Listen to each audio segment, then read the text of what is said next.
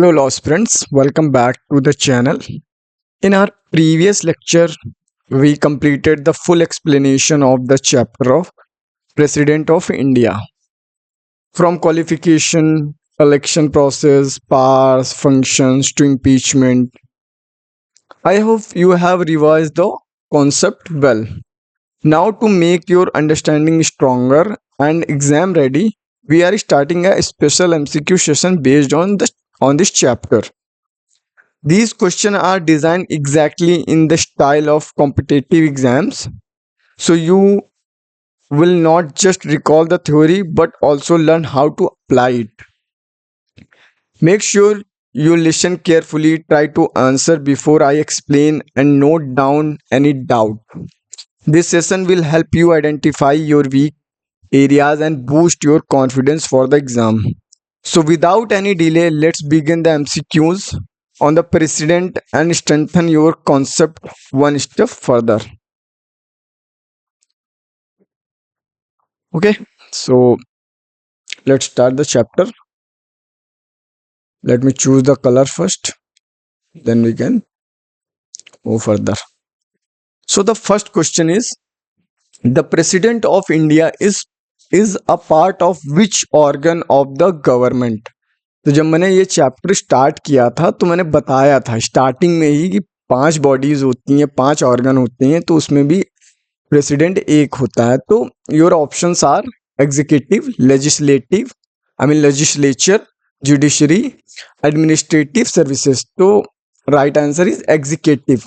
ना एग्जीक्यूटिव में मैंने बताया था ना 5 बॉडीज और होती है, मीन्स 5 ऑर्गन्स और होते हैं. तो एक तुम्हारा प्रेसिडेंट हो ही गया, ना वाइस प्रेसिडेंट दूसरा, तीसरा आपका होता है council of minister, and fourth one is prime minister, and fifth one is AGI. ठीक है, ये हमारे 5 जो है एग्जीक्यूटिव का पार्ट होते हैं. ये कौन से पार्ट में मेंशन है? पार्ट 5th में एग्जीक्यूटिव मेंशन है. अब प्रेसिडेंट के पावर्स की प्रेसिडेंट के आर्टिकल्स की बात की जाए तो ये मेनली 52 से 78 तक डील करता है. ठीक है, इतनी चीज क्लियर हो गई होंगी. ठीक है, अब हम नेक्स्ट फर्दर मूव करते हैं. Under which article of the president of India mentioned, मतलब कौन से आर्टिकल में president there shall be a president of India, कौन से आर्टिकल में मेंशन है? तो your options are article 52, and option number B is article 53, and option number 3 is article 56, and option number 4 D is article 72. So right answer is article number 52. Now 53 किस चीज की बात करता है कि जितनी भी पावर है वो एग्जीक्यूटिव की जितनी पावर है वो वेस्टेड है, वेस्ट ऑन प्रेसिडेंट. ये आर्टिकल आपका 53 बात करता है. ठीक है, आर्टिकल 56 आपका क्या बोलता है? टर्म की बात करता है कि कितने टाइम तक प्रेसिडेंट का टर्म रहेगा. 5 ईयर. अब you already aware with this fact. तो 5 ईयर तक प्रेसिडेंट का टर्म रहता है, अनटिल अनलेस जो है उसके सक्सेसर आके ऑफिस का चार्ज ना ले ले, तब तक वो जो है सर्व कर सकता है नेशन को. एंड नाउ आर्टिकल 72 क्या करता है? Article 72 is very important because it deals with the pardoning power of president. ठीक है, pardoning power of president. So this article is very important. ठीक है, नाउ फर्दर मूव करते हैं हम आगे. Article 52 of the constitution provides that, अभी हमने सारी चीजें इस चीज के बारे में हमने एक्सप्लेन की थी कि 52 किस चीज की बात करता है. तो there shall be a vice president of India, which is absolutely wrong because article 52 is completely deal with the president powers. ठीक है, there shall be a president of India, this is absolutely right. There shall be a prime minister, this is absolutely wrong, and none of the, कोई मतलब नहीं. तो your right answer is option number B. Now further moving, which article describe the executive power of the union vested in the president? अभी मैंने बताया था कि किसमें जो है यूनियन एग्जीक्यूटिव की पावर वेस्टेड होती, कौन से आर्टिकल्स में. तो 52 there shall be a president, ये आपको मैंने अभी बताया. 54 जो होता है आपका वो डील करता है इलेक्ट्रल कॉलेजेस से, मतलब कि इलेक्शन कैसे होंगे आपके इलेक्ट्रल कॉलेजेस से. एंड 56 आपका डील करता है टर्म से, कि टर्म कितना होगा, मैंने अभी बताया. तो राइट आंसर इज 53. ठीक है, now further move. Who is the supreme commander of the defence forces of India? Supreme commander कौन है?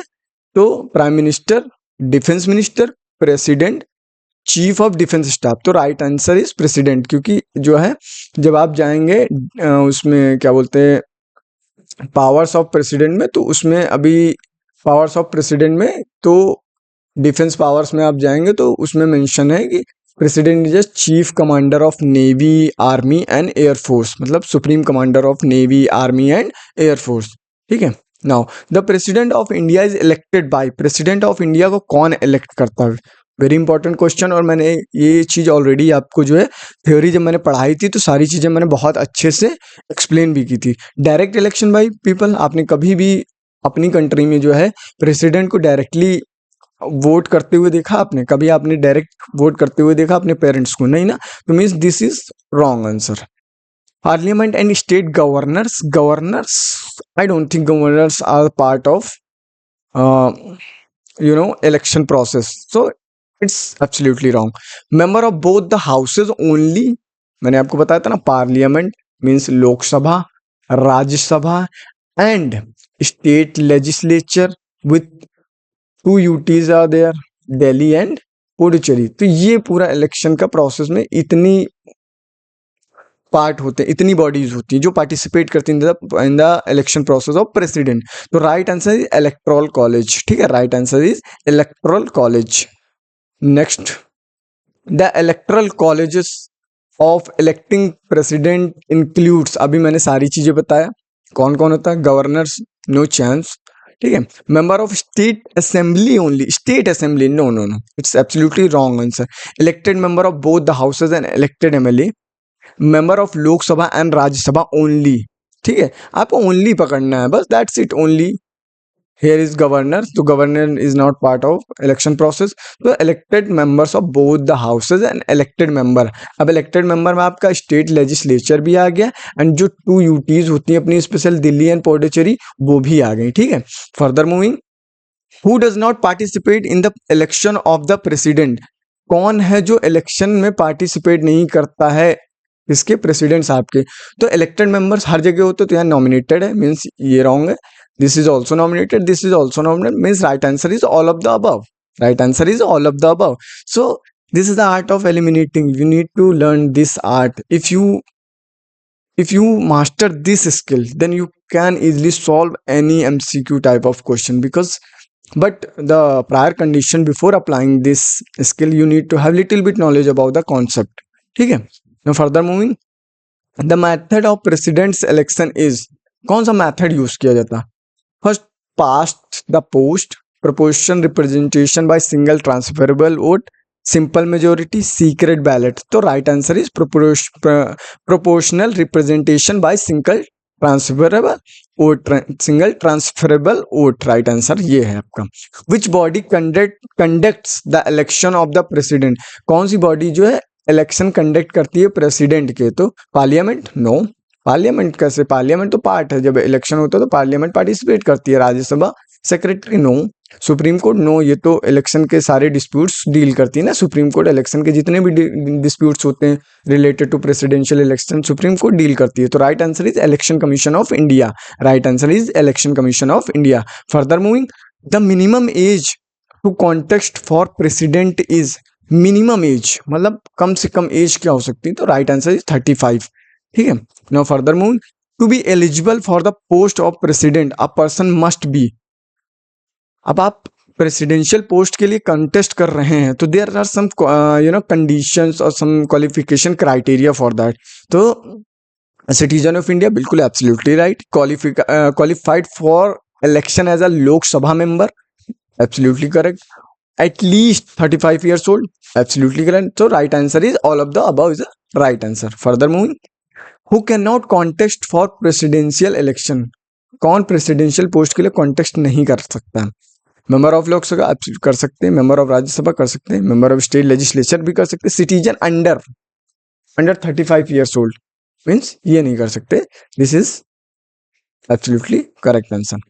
Security deposit for contesting presidential election, president election के लिए 15,000 रुपीज चाहिए security deposit. Who can propose a presidential candidate, any 50 electors proposers and 50 seconders, any 50 citizens, गलत, any MP or MLA individually, absolutely wrong, governor of any state, absolutely wrong, means right answer is option A. ठीक है. Now further moving, who administered the oath to the president of India? Prime Minister, Vice President and Chief Minister of India, Speaker of Lok Sabha. तो right answer is Chief Justice of India. In absence of Chief Justice of India, senior most judge of, senior most judge of supreme court जो है administer करता oath of president. ठीक है. Further moving, the president holds office for how many years?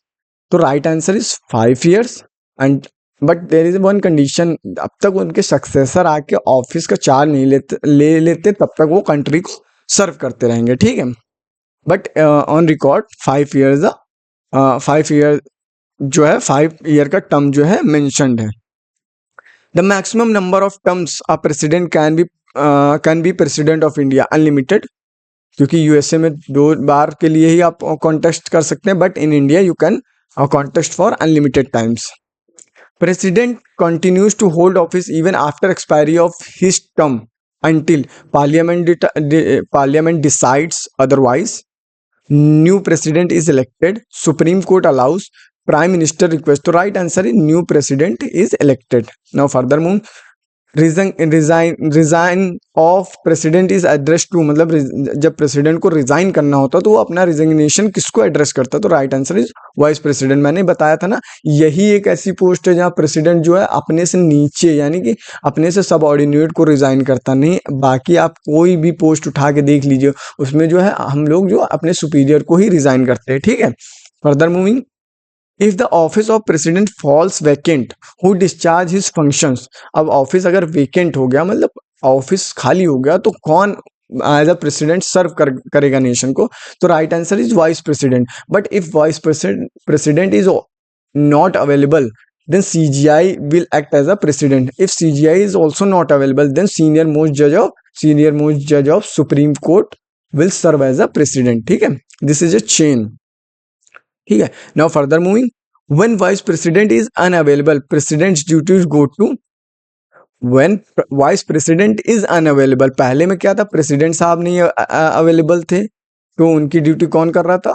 Vice president sir कर रहे थे. Now vice president sir is also not available. Now his duties will discharge by CGI of India. But if CGI of India is also not available due to some circumstances, so senior most जज of Supreme Court will serve as a president. ठीक है. Serve his duties. Now further moving, maximum period for which president can act as a president. Maximum period, vice president कब तक act कर सकता president के लिए? तो right answer is 6 month. Within 6 month आपको election कराने ही पड़ेंगे. आपको वो जो office vacate हो गया उसको full करना ही पड़ेगा. ठीक है. Further moving, president can be impeached under which article? President कौन से आर्टिकल में इम्पीच किया जा सकता है? तो राइट आर्टिकल 56. आर्टिकल 56 टर्म की बात करता है, मैंने आपको पहले ही बताया था. आर्टिकल 56 टर्म की बात करता है. नाउ आर्टिकल 61 बात करता है आपकी इम्पीचमेंट की. मीन्स राइट आंसर आपका यही है, क्योंकि ये इम्पीचमेंट की बात कर रहा है. इम्पीचमेंट. अब इम्पीचमेंट कैसे कर सकते हैं? वायलेशन ऑफ कॉन्स्टिट्यूशन होना चाहिए. ठीक है. वायलेशन ऑफ कॉन्स्टिट्यूशन होना चाहिए, तब आप प्रेसिडेंट साहब को इम्पीच कर सकते हैं. Now Article 72 talks about pardoning power. Very important. This is also very important. This is also very important. So this talks about pardoning power of president. ठीक है. After that Article 74 किस चीज की बात करता है? Article 74, let me recall. थोड़ा confuse हो रहा हूँ, मुझे याद नहीं आ रहा एग्जैक्टली. Article 74 अपॉइंटमेंट से कुछ बात करता है, but I have no exact idea. ठीक है. मैं अभी याद आएगा तो मैं फर्दर उसमें बताऊंगा आपको, फर्दर आगे वाली पीपीटी में बताऊंगा कि आर्टिकल 74 किस चीज की बात करता है. ठीक है. आगे हम बढ़ते हैं. Grounds for impeachment of president, जैसे मैंने बताया था ना, violation of the constitution is the right answer, क्योंकि ग्राउंड क्या है इम्पीचमेंट का? Violation of constitution. ठीक है. Violation of constitution. ठीक है. Now further, president summon and prorogues मतलब बुलाना और प्रोक करना parliament under which article? 72, 85, 93 and 100। तो कौन से आर्टिकल में प्रेसिडेंट साहब जो प्रोरोग और समन करते हैं? तो article 85 is a right answer. Article 85 is a right answer. Further moving, president can dissolve Lok Sabha under which article? तो right answer is 85 sub clause 2 clause B. ठीक है, राइट आंसर ये है। Now ordinance making power of president is under article. Ordinance ordinance जो होती है, president कौन से आर्टिकल से जो ऑर्डिनेंस पावर है प्रेसिडेंट के पास, कौन सा आर्टिकल है? तो आर्टिकल नंबर 1 2 3, मतलब ये तो बहुत ही सिंपल, 1 2 3 जो है ऑर्डिनेंस मेकिंग पावर से रिलेटेड होता है। ठीक है, ऑर्डिनेंस मेकिंग पावर से कौन सा आर्टिकल होता है? 1 2 3। 370 आपने बहुत सुना होगा, क्योंकि ये जम्मू एंड कश्मीर में अभी रिसेंटली हटाया गया है। तो 370 क्या होता है? Special autonomous state, special autonomous state grant करना किसी भी जगह को, स्पेशल ऑटोनोमस स्टेट होता है, इसको बोलते हैं 370। ठीक है, 352 आपने सुना होगा, तो ये नेशनल इमरजेंसीज के लिए होता है। नेशनल इमरजेंसी के लिए 32 रिट्स के लिए होता है। कितने टाइप की रिट होती हैं? देयर आर 5 टाइप की रिट होती है। पहली होती है हैबियस कॉर्पस, आपने सुनी होगी। Mandamus, mandamus. Third number is pro हाँ prohibition, prohibition. And fourth number is certiorari, certiorari. And fifth number is quo warranto. ठीक है, कोवारंटो। ठीक है, कोवारंटो। अभी मैं फंडामेंटल राइट चैप्टर जब पढ़ाऊंगा, फंडामेंटल राइट चैप्टर जल्दी हम लेके आएंगे, तो उसमें मैं सारी चीज़ें एक्सप्लेन करूंगा अच्छे से, तो आपको वरी करने की ज़रूरत नहीं है। बस आपको क्या लेक्चर विद ऑनेस्टी के साथ देखना है, that is more than sufficient. ठीक है, now further moving, president of India enjoys this type of veto power? तो absolute veto, suspensive veto, pocket veto, all of the above. तो right answer is all of the above. But अब absolute veto क्या होता है? Absolute, absolute थोड़ा जो word है उसको हम थोड़ा कॉम्प्रिहेंड करने की कोशिश करते हैं। Let's try what is the interpretation of this word. तो एब्सोल्यूट मतलब पूरी तरीके से, तो विद होल्ड एसेंट, इसका मतलब होता withhold, withhold assent to bill. अब आपको मैं एक और इंटरेस्टिंग फैक्ट बताता हूं। 1991 में, 1991 में वी वेंकट रमन, आर वेंकट रमन ने, इस वेंकट रमन ने एब्सोल्यूट वीटो को अप्लाई किया था, इन्वोक किया था मीन्स। ठीक है, अब सस्पेंसिव वीटो क्या बोलता है? सस्पेंसिव वीटो क्या बोलता है? सस्पेंसिव वीटो पहले तो मैं बता देता हूँ क्या होता है। सस्पेंसिव वीटो कुछ नहीं होता, जो बिल पार्लियामेंट में होता वो रिटर्न किया जाता, मतलब return for reconsideration, return for reconsideration, return for reconsideration. किसको? बिल को।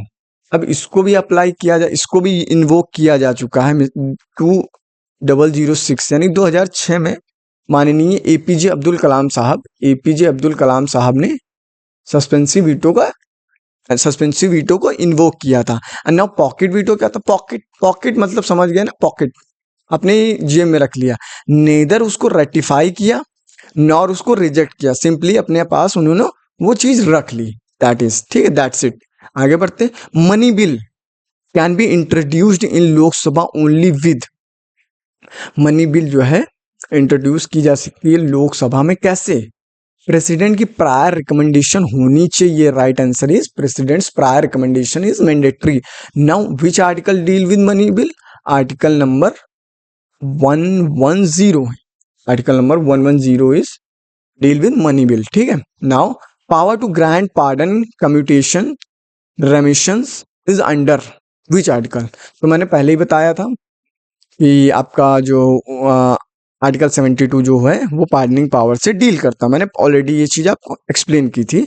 अब आर्टिकल 76 जो है AGI, advocate general of India, इससे डील करता। आर्टिकल 61 आपका इम्पीचमेंट से डील करता, मैंने ये सारी चीज़ें पहले ही बता दी थी। आर्टिकल 53 जो है यूनियन पावर से डील करता है, यूनियन एग्जीक्यूटिव पावर से डील करता है, जो कि प्रेसिडेंट के पास वेस्ट है। ठीक है, मतलब प्रेसिडेंट के पास सारी पावर्स होती हैं। ठीक है, president can pardon cases relating to, किन केसेस में प्रेसिडेंट जो पार्डन दे सकता है? Offences under union law, absolutely right. Death sentences में, absolutely right. Martial law offences में, absolutely right. Right answer is all of the above. ठीक है, now further moving, which one is not type of pardon? कौन सा जो है pardon नहीं है? पार्डन बिल्कुल है, कम्यूटेशन बिल्कुल है, सस्पेंशन बिल्कुल है। Right answer is election. Right answer is election. Right answer is election. ठीक है, नॉट की बात कर रहा है यहां पर, आप ध्यान देना, क्वेश्चन थोड़ा ट्रिकी था, लेकिन आंसर इज इलेक्शन। ठीक है, further moving, who advises the president in exercise of pardoning power? तो एड एंड एडवाइस का कॉन्सेप्ट आपने सुना होगा। एड एंड एडवाइस किसकी ली जाती है? अगर आपको थोड़ा भी पता होगा एड एंड एडवाइस वाला, तो आप बिल्कुल मतलब नॉर्मली आप कर सकते हैं, इट्स नॉट सो कॉम्प्लिकेटेड। तो काउंसिल ऑफ मिनिस्टर से एड एंड एडवाइस प्रेसिडेंट साहब लेते हैं। ठीक है, famous Kehar Singh case 1989 confirmed. ठीक है, president's pardoning power is judicial, judicial है, डिस्क्रिशनरी है, एग्जीक्यूटिव है बट नॉट एब्सोल्यूट है, एंड सुप्रीम कोर्ट वर्डिक्ट यहाँ होगा, verdict equal to supreme court verdict. तो right answer is C, president's power is executive but not absolute. ठीक है, मतलब अब ऐसा भी नहीं कि आप किसी भी केस में जो है पार्डनिंग पावर दिए दे रहे हो, तो ऐसा नहीं होना चाहिए। ठीक है, एग्जीक्यूटिव है बट एब्सोल्यूट नहीं है। President can proclaim national emergency under, president साहब नेशनल इमरजेंसी किसमें डिक्लेयर कर सकते हैं, इस चीज की बात की गई है। तो 350, तो नेशनल इमरजेंसी की बात हो रही है, तो 352 इज अ राइट आंसर। अब 356 की किस चीज की बात करता है? तो स्टेट इमरजेंसी की। स्टेट इमरजेंसी बोल लो या प्रेसिडेंशियल रूल भी बोल लो आप, presidential rule, presidential rule. 356 financial emergency. ठीक है, 365 किस चीज की बात करता है? Effect of failure to comply with union, मतलब इफेक्ट्स जो होते हैं, जैसे कोई इमरजेंसी लग गई, इफेक्ट्स उसके कुछ होते हैं, आफ्टर मैथ्स होते हैं कि यूनियन से कंप्लाई नहीं कर पा रहे हैं, यूनियन से कंप्लाई नहीं कर पा रहे हैं, मतलब मशीनरी फेल हो गई, इस टाइप की बात हो रही है। मतलब यूनियन और स्टेट में अभी बैलेंस नहीं बन पा रहा है, ये चीज बात करता है effects of failure to comply with union. ठीक है, now president's rule is imposed under, president rule अभी मैंने आपको बताया किसमें लगता है, 356 इज द राइट आंसर। मैंने अभी बताया 356 is a right answer. Now further move, financial emergency अभी मैं बताया, अभी बता के आया हूँ, 360 is a right answer. Further move, during national emergency president can take control of state machinery, suspend fundamental rights, declare war और एक्सटर्नल एग्रेशन। तो right answer is all of above. Right answer is all of above. Further moving, approval for national emergency should be given by parliament. Approval for national emergency should be given by parliament within. तो right answer is 1 month, 2 month, 3 month, 6 month. Right answer is 2 month is a right answer. अभी मैं national emergency chapter पढ़ाऊंगा, आप उसकी tension न लीजिए। ये सारे कॉन्सेप्ट जो अभी आपको लग रहे होंगे थोड़े नए हैं, इनको आप नहीं सॉल्व कर पा रहे हैं, तो don't worry about this. We will soon bring a lecture on a national emergency, don't worry about that. हम कोशिश करेंगे 1 और 2 मतलब विद इन 1 वीक हम national emergency simultaneously fundamental right के लेक्चर्स ले आए। ठीक है, don't worry about that, your job is to just study, rest हमारे ऊपर छोड़ दो, हम सब कर लेंगे, उसकी टेंशन आप ना लें। ठीक है, the president can promulgate ordinance only when parliament is in session. Parliament होगी तो हम क्यों ही परमुलगेट करेंगे ordinance? One house in session, ये भी गलत है भाई। Parliament is not session. Right answer is parliament is not session. अब ऑर्डिनेंस की आर्टिकल कौन सा है? अभी मैं बता के आया, ऑर्डिनेंस का आर्टिकल होता है 1, 2, 3, very simple. 1, 2, 3 gives power to president to promulgate ordinance। ठीक है, now ordinance issued by president must be approved by parliament within. अब ऑर्डिनेंस जो इशू हुई है, पार्लियामेंट को कितने दिन में उसको जो है क्या बोलते हैं, अप्रूव करना होगा? 1 month, 2 month, 6 weeks from reassembly of parliament during the same session.